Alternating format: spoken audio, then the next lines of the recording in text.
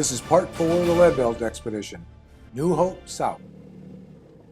Honey and I are going to try to get close to where Abijah settled near the confluence of the Little Cutaway and Indian Creek.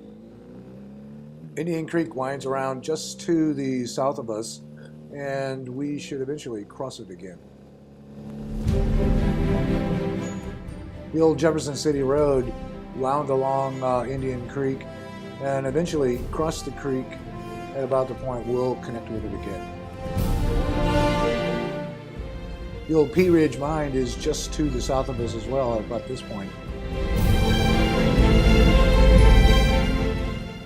Coming up is the railroad crossing for the Pea Ridge mine.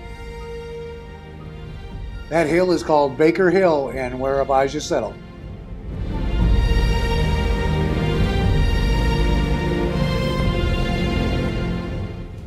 You can tell those tracks haven't been used for a long time.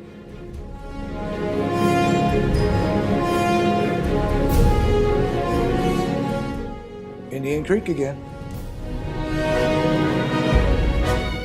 And this is the old road again and the trail that approaches Abijah's place from the south. A mile and a half up this road is where Abijah settled.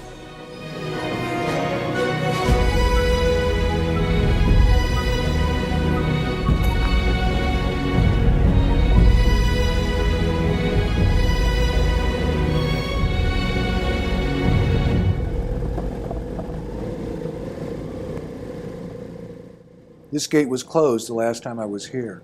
It says no trespassing, and I could go on because state law requires landowners to give family members access to their burial sites. But my luck would be that this landowner knows more about his shotgun than state laws, so I planned another approach.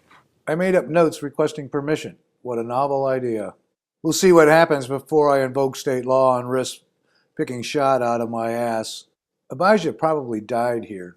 He is recorded here on the 1850 census along with the family, but not on the 1860 census.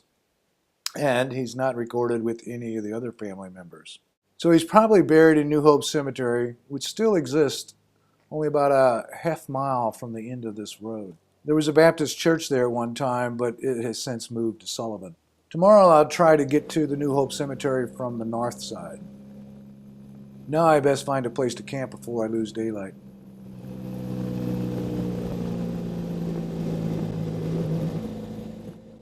This is the Merrimack River.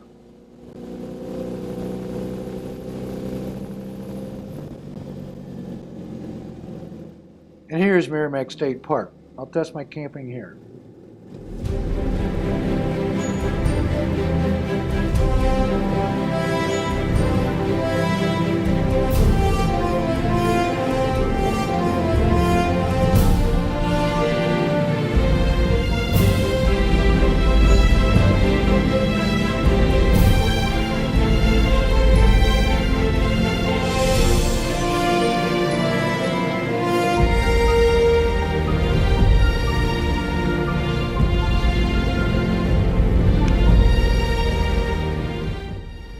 This is the Park Grill. That's where I want to eat dinner, and they have a hamburger that I highly recommend. But first, let's set up camp.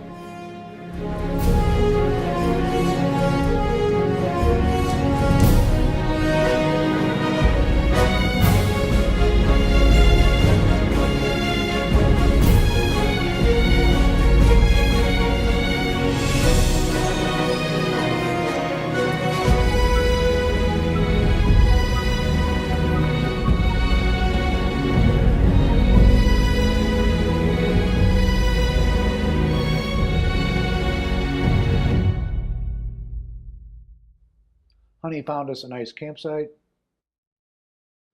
And here's a couple trees we can string the hammock on. There's the hammy strung between the trees. I had to improvise with some half hitches because the straps are not thick enough for these fat trees. Now I should just be able to let the rain fly and the hammock come loose from the sleeves and tie it off.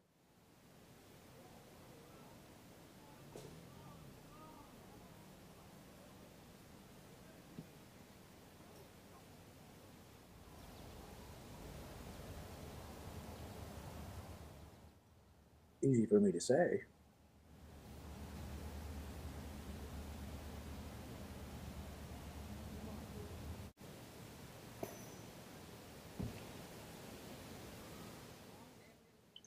But tie it off to where?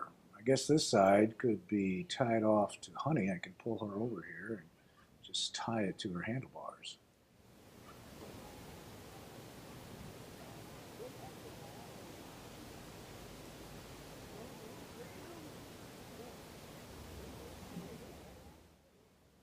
But what do we do with the other side?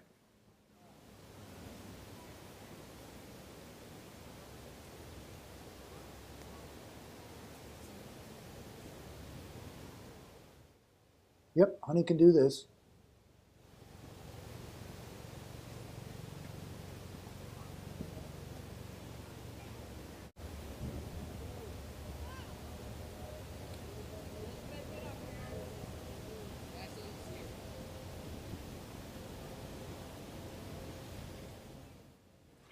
And this side looks like it could be tied to this grill. Good thing that there's a fire ban. So here it is, all set up and ready to go.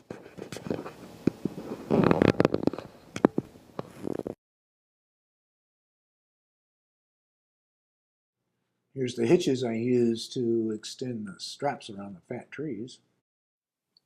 Honey's doing her part. Well, the sun's beginning to set, so I think I'll run up and get that nice hamburger and then come back and get in the hammock and go to sleep.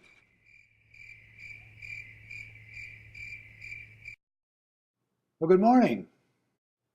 It got down to about 52 degrees last night, but I was completely toasty in here and at least as comfortable as in bed. Now it's time to fix some breakfast.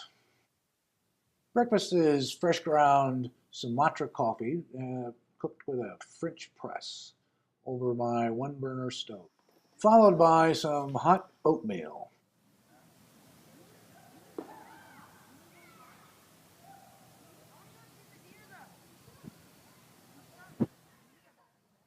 The stove worked as advertised. It took about 2 minutes to boil the water and another 2 minutes to press the coffee or cook the oatmeal.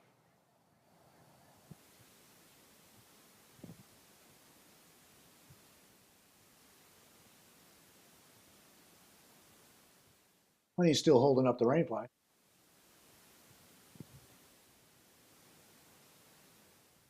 Before I pack all this up, I think I'll stroll down and take a look at the Merrimack River.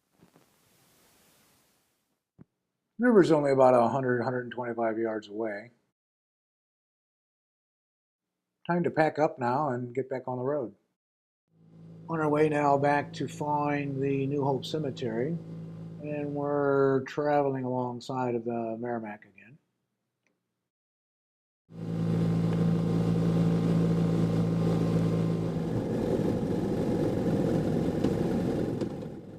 Tune in again as Honey and I try to get to New Hope Cemetery from the north in part 5 of the Lead Belt Expedition.